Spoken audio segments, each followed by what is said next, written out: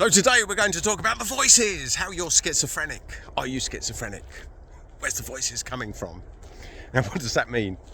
Well, when we're working through stuff, when we hit a brick wall, when we go into our lowest point, there's usually a voice in our head that's telling us something. And when push comes to shove, especially working with people and working on myself, that voice is very rarely our own true essence, voice, energy, insight. That things get embedded in us like bad programming, like a virus infecting a computer. And that's often a parent voice or a mentor's voice of somebody that's told you something that has now become part of your belief system.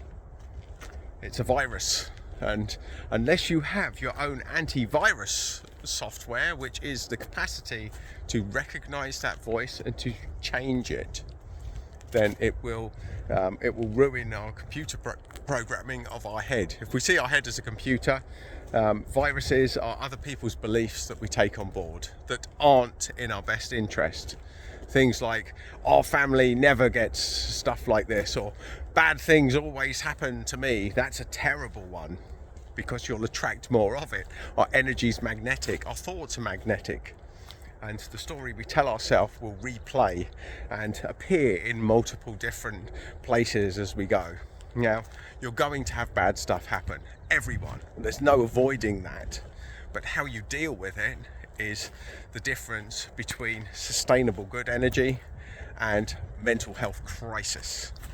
And replaying that voice is that is telling you bad things. It's very addictive because of the negativity bias.